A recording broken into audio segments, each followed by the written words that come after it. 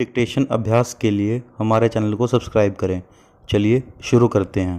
प्रतिलेखन संख्या 39 मानक रेडी।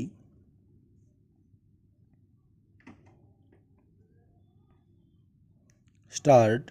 उपाध्यक्ष महोदय, स्वाधीनता के पश्चात देश में सार्वजनिक क्षेत्र का उदय मुख्य रूप से इस लक्ष्य से हुआ कि विशेष महत्व के उद्योगों के विकास का दायित्व सरकार संभाले। पूर्ण विराम।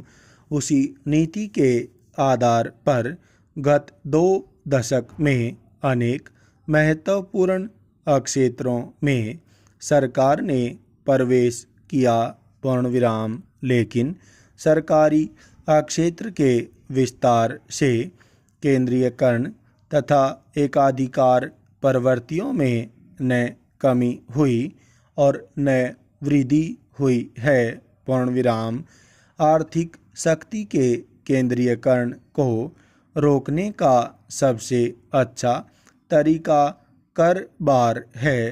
पूर्ण विराम। लेकिन हमारे यहाँ की कर व्यवस्था से वह लक्ष्य कृषि आय पर कर मुक्ति तथा अविभक्त हिंदू परिवार के कारण पूरा नहीं होता।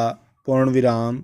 लोग कर बचाने के लिए इन 2 मुख्य स्थितियों की शरण लेकर कर बचा लेते हैं। पूर्ण विराम। इस संदर्भ में एक बात और भी ध्यान में रखी जानी चाहिए कि आय में जो असमानताएं हैं उसे केवल ऊपर वालों की गर्दन काटने से ही समाप्त नहीं होगी। पूर्ण विराम। असमानता मिटाने के लिए हमें उत्पादन बढ़ाना होगा ताकि आम आदमी का जीवन स्तर ऊंचा हो सके। पूर्ण विराम। अमेरिका एक पूंजीवादी देश होकर भी वहाँ आय की असमानताएं इतनी नहीं हैं जितनी हमारे यहाँ हैं।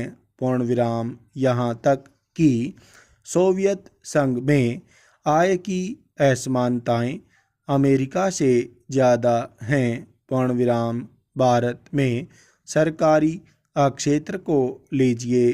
पूर्ण विराम। एक छोटे चपरासी को 500 रुपये मासिक मिलता है और सरकारी उद्योग के प्रमुख प्रबंधक को 10,000 रुपये मिलते हैं। पूर्ण विराम।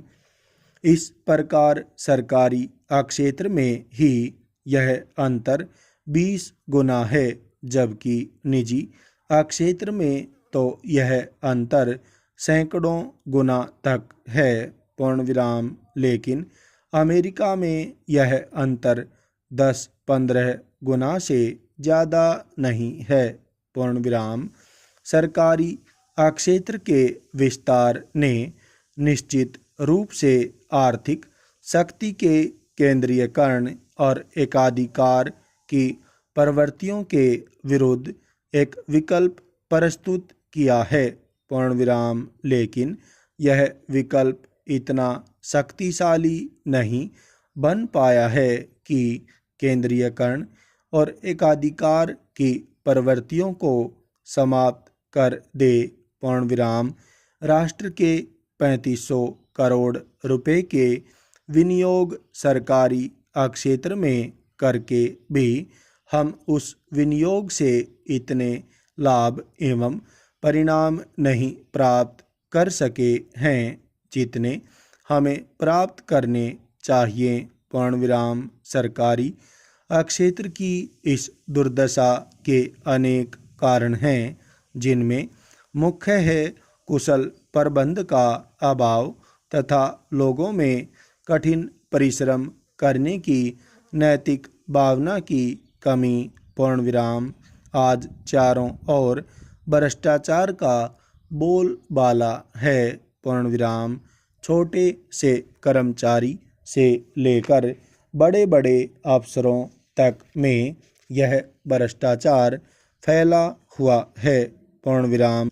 आयोजित काम कराने के लिए भी घूस देनी पड़ती है, तभी वह कार्य होता है, नहीं तो लोगों को परेशान किया जाता है।